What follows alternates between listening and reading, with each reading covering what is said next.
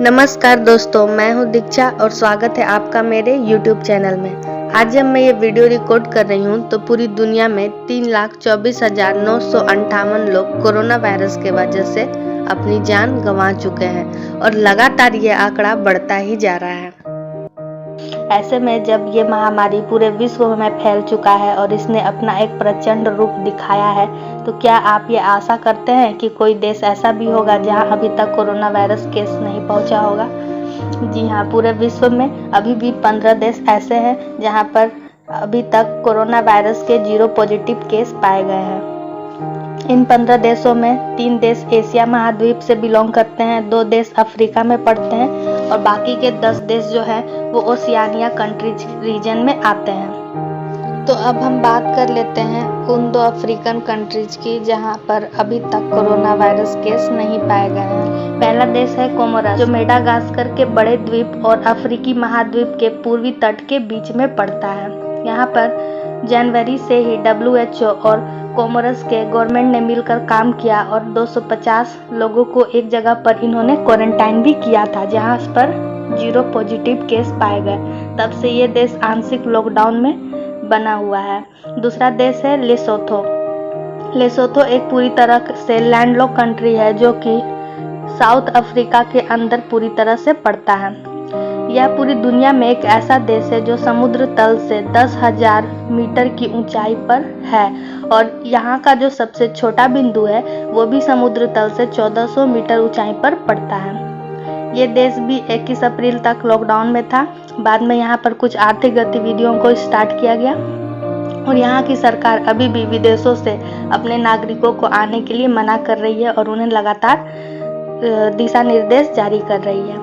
अब हम बात कर लेते हैं ओशियानिया कंट्रीज के बारे में। सबसे पहले आप ये सोच रहे होंगे कि ओशियानिया कंट्रीज होती क्या है, तो मैं आपको बता दूं, ओशियानिया कंट्रीज एक्चुअल में वैसे देश हैं जो कि ऑस्ट्रेलिया और पैसिफिक रीजन के अंतर्गत पड़ते हैं। ये ओशियानिया शब्द जो है UN और इंटरनेशनल ओलंपिक कमेटी के द्वारा जारी किया गया था उन क्षेत्रों को पहचानने के लिए जो कि ऑस्ट्रेलिया देश और पैसिफिक रीजन के आसपास पड़ते थे। ओशियानिया देश जो है वो 14 देशों से मिलकर बनता है, जिसे आप देख सकते हैं स्क्रीन पर।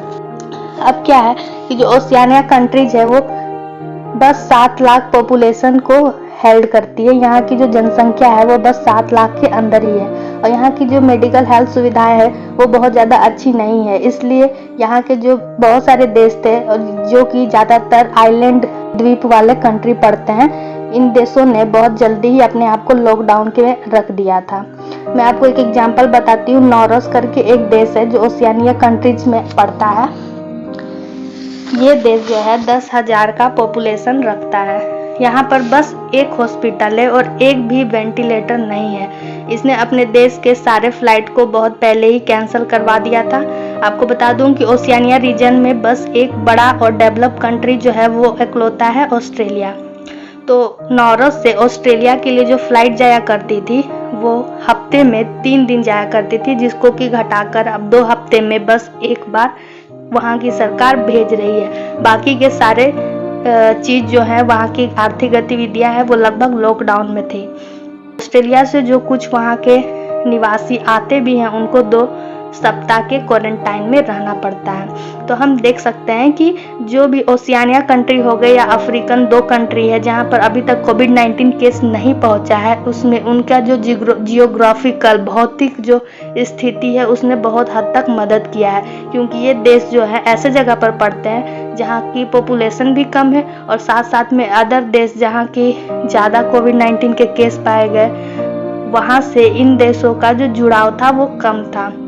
इस वजह से यहाँ पर कोविड-19 के केस अब तक नहीं पाए गए हैं। ओके, तो फाइनली हम बात कर लेते हैं एशियन कॉन्टिनेंट के उन देशों के बारे में जहाँ तक अभी भी कोविड केस नहीं पाए गए हैं। तो वो 3 देश हैं नॉर्थ कोरिया, तजिकिस्तान और तुर्कमेनिस्तान।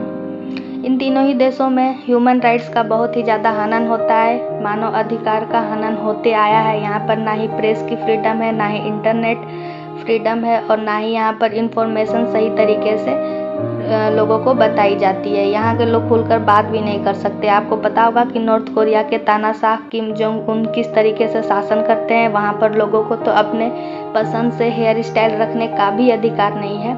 इस तरीके से ये तीनों ही देश जो एशियन कॉन्टिनेंट में पड़ते हैं, ये दावा तो कर रहे हैं कि यहाँ पर अभी तक कोविड के केस नहीं पाए गए हैं, पर अगर आप इंटरनेशनल ऑर्गेनाइजेशन की माने तो ये तीनों ही देश सही डेटा को छिपा रहे हैं। या तो यहाँ पर सही तरीके से जांच ही नहीं हो रही है, या यहाँ पर अगर केस पाए भी जा रहे हैं तो ये लोग इंटरनेशनली इस डेटा को उजागर नहीं कर रहे हैं, और ये अभी भी बोल रहे हैं कि हमारे देश में केसेस नहीं पाए गए हैं।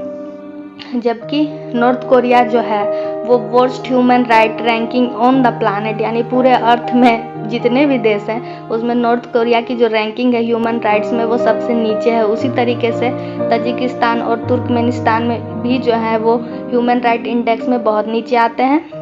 और तुर्कमेनिस्तान में तो कहा जा रहा है कि वहाँ के जो कॉमन सिटीजन है और हेल्थ वर्कर्स है वो कोरोना वायरस के बारे में बात करने से भी डरते हैं, क्योंकि उस देश में कोरोना वायरस वर्ड शब्द को ही बैन कर दिया गया है। इस तरीके से मैंने आपको आज बताया कि अभी भी कौन से देश हैं जहाँ पर कोरोना वायरस केस नहीं पाया गया है। अफ्रीका और जो ओशियानिया कंट्रीज हैं वहाँ पर तो एक्चुअल में कोरोना वायरस केसेस नहीं पहुँचे हैं because of their geographical benefit. लेकिन एशियन के जो 3 कंट्री है एशिया के महाद्वीप के, नॉर्थ कोरिया, तजिकिस्तान और तुर्कमेनिस्तान, उनका दावा बिल्कुल पूरी तरह से गलत है। उन्होंने एक फेक न्यूज़ बनाया है। इस तरीके से मैं अपनी वाणी को समाप्त करती हूँ। Thank you.